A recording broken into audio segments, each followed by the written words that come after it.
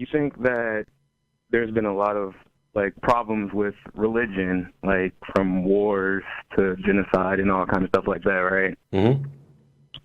And you think all the problems will be solved if we just got rid of those religions? No. Neither of us ever said or hinted at anything remotely like that. I think that religions are the result of failings in the way that humans think. And in some cases, it's got to do with removing emotional thinking. Religions play on fears and stuff like that. But even if we eliminated religion, even if I waved a magic wand and religion went away, it is flaws in our thinking. The incorrect. We don't always value or understand skepticism and critical thinking. We have hatred and bigotry, which is not necessarily caused by religion, even if it is amplified by religion. Some of it is even biology, like we're tribal in nature. Yeah. So the problems aren't going to all go away. But here's the thing. If you have something like a religion, a concept, a structural concept that is part of someone's identity, that gets to the core of who they are, and that is preventing them from ever changing and recognizing that these problems that exist in their mind that religion has amplified, if they can't even address them, if they're forbidden from even doubting and thinking about that, how can you possibly fix it? You have to get rid of the authoritarian religious structure that makes people slaves to an idea in order to get them to change those. And it works in reverse, which is what Muhammad was talking about earlier. If you get them to recognize that their religion is saying something is immoral when it's not, now they've got to come to some sort of resolution of that conflict. Okay. Another question. Let's see. So I'm not Christian or I'm not atheist, so I kind of see both sides. Well, those aren't the two sides, because if you're not Christian and you're not atheist, you could still be Muslim, Hindu, right, side. What's that? All right, I get you theist. You're not theist or atheist? You have to be one or the other. No, hold on. That's not. I'm trying to. All right, let's just say I see both sides of the spectrum. All right. So, and I'm going to use Christian and atheism as the example. Well, that's kind of racist. I'm sorry. It's just... Dude, it's cool. So, most atheists that I talk to don't like the fact that there's a concept of hell, and they say that it's wrong for, to say that certain people are going to hell for not following a certain, religion or ideology or whatever. But on the other side, there's atheism, and atheists say that, there will be nothing after. No, that's not true. Die. It's just not. So here's the thing, and I'll see if I can sum up this confusion real quick because we're technically over time. Atheist is the position of not believing in a God. That's it. Right. It may include believing that gods aren't real. It may include that death is the end of everything. I don't see any reason to think that there's anything after death. I don't think anything of me will survive after death. But atheism isn't the assertion that death is the end, even if that's what most atheists are likely to believe. But my objection is to hell. I think that hell's a ridiculous, immoral concept, no matter what religion it's a part of. But that's not why I don't believe. I don't believe because there's no good reason to think it's true. Evidence, there could be no proof. It could be the case that there's a God who's an absolute immoral thug piece of crap, and he has everyone going to the worst afterlife ever. And if there was evidence for it, I would believe it. I would still think it's immoral, but I would accept it because there's evidence. So you wanted to just, hey, I'll just use atheism and Christianity, which is problematic, but I'm not an atheist because I don't like the idea of hell. I wasn't a fan of the idea of hell when I was a Christian. Going back to your idea of hell, from your perspective, of the people you know in your life, your friends, your family, what could they do that you would burn them forever and ever and ever? What horrifying thing could they do that you would be willing to condemn them to that? Oh, well, my idea of hell is kind of different than what a lot of other people believe, or theists believe. If there are, not all theists, I say believe in some kind of hell, but I'm just saying in general. Well, okay, so Muhammad was trying to get to a point. What is your idea of hell? My idea of hell is, I believe that, you know, we're here and we just keep making the same mistakes and no one's learning from anything. So this is hell? And that this is it, you know. This is hell. We burn under the sun, you know, we constantly feel pain. Okay. You know, I'm gonna cut this real short because every instinct in my body wants me to ask, what reason do you have for believing that your concept of hell is true and correct? Well, I don't know. When they speak of hell, they make it seem like it's a solid place, like it's a physical place. Yeah, some of them do, but you don't think that. You just think this is hell. Life is hell? Oh, well, it's like y'all say that. All right, y'all say that slavery is immoral, right? But yet it still goes on. They just call it something different. You know, they play word games. You know, they say, oh, you don't get beat, but there's still the emotional beating. I have no idea where. So we started.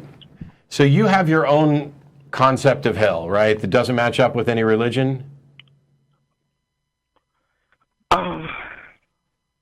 Well, I mean, what is it? Well, I mean, I've read the Kabbalah, but most people, well, a lot of people think that's a joke.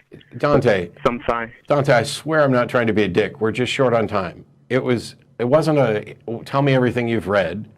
I just said you have your own concept of hell. I'm trying to understand what it is and why you would believe it. But more importantly, why is it relevant? I mean, because if I just say, I have my own concept of hell, and hell is having the same argument with people every week. Okay, there's a way in which that makes sense.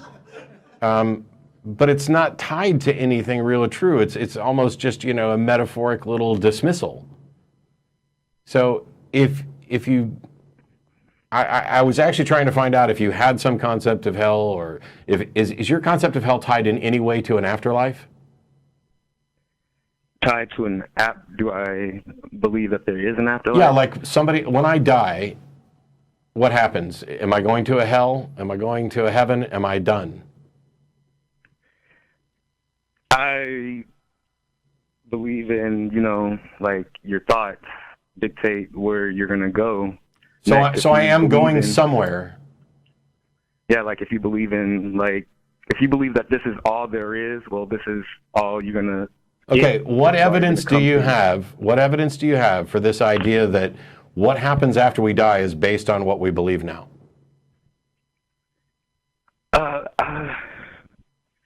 Like, have you spoken to anybody who's in an afterlife now?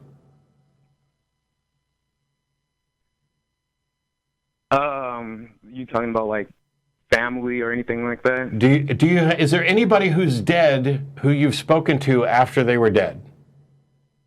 No. Do you have any direct experience of the possible places that someone can go after they're dead? I've had a bunch of experiences, but with places people go after they're dead?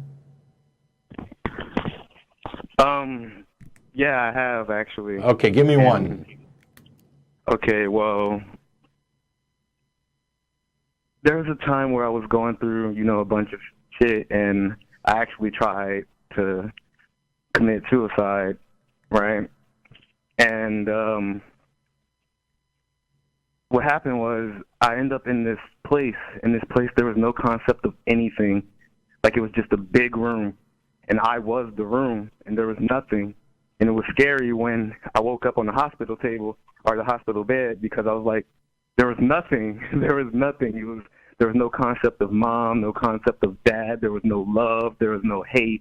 Like, I felt empty, and it felt like it lasted for eternity, until a blue silhouette of a woman. She didn't have no angel wings. She didn't have no halo. It was just a blue silhouette. And she was like, I need to calm down. And it's weird because I keep getting the same message, that I need to calm down and that I need not to worry. And she told me that nothing was real. She told me that nothing was real. And then then the psychiatrist came in to talk to me, and I told her what happened. I was like, what did y'all do to me? You know? And what'd they say? What they say, they asked me, did I not remember, you know, getting into a fight with the cops or whatever, or them trying to stop me from committing suicide or whatever. And I'm just like, yeah, I remember that, but where I went, it seemed more real than, so here's like, I came back. Here's the thing, Dante, and I apologize because we're over time, and this is not necessarily the way that I wanted to wrap things up. You had an experience, and you don't have a good explanation for it, so you've invented one. And what you should do is try to figure out whether or not the one you've invented has any good reason to think that it's likely true. I would, you know, we've heard from people who have had what are labeled near-death experiences and stuff like this, and the one commonality here is that they occur in part in a brain that is dying and not functioning correctly, but mostly they occur in a brain that has been revived and is trying to make sense of this missing period of time and what was going on when it wasn't working correctly. To reach the conclusion that the experience you had ties to a real place that has something to do with where people go after they're dead, it's simply unjustified. You could be right, but you need something more than just, hey, my brain wasn't working right, and then when it was resuscitated, it invented a story about what happened. And even if you don't think that my description of this is accurate, you have to rule out my description of this before, and rule yours in. So I'm not about the hundreds of other descriptions that people that go through similar experiences have. Yeah, I mean, your stories, you know, people tend to see the religious iconography that they are associated with. Sometimes it's different, usually it's the same. But at the end of the day, the one thing we know is that in all of those situations, you had a brain that was dying and not functioning correctly, and then the individual was resuscitated, and that brain is the one that described what happened. How does that brain have any access to what happened, especially if you're describing something where there was no concept? There were no concepts, there was absence. There's a language problem there. But can you, like, I'm not trying to be funny. Can you prove, is there evidence that we exist, that anything that's this conversation and everything that's going on, do you have any proof? And then before you answer that, though, you know, magicians, they do magic tricks all the time. And people, and people see this, so it shows that the mind is being capable of being misled. How do you know that your reality isn't just misleading you? How do you know that what you see is real? I don't. So the problem you're talking about is the problem of hard solipsism. I'd recommend going out and doing a search for hard solipsism. It's something that we don't have a resolution for. It's the same as, how do you know you're not living in the Matrix? How do you know the universe wasn't invented 5 minutes ago? How do you know that there's not an evil demon tricking you? And the answer is, you don't. But it doesn't make any difference, because I'm forced to deal with the reality I experience until somebody shows me that it's not the really real reality and shows me a way out. If you're looking for absolute certainty, you're not going to find it in anything. That said, if I try to live my life as if I'm in the Matrix, I'm probably going to be dead. But all right, last thing, I promise. I don't have time for one more thing. I apologize, and we've got a guest, and there's people waiting for dinner. But call us back another time, Dante, and thanks for hanging on for the duration.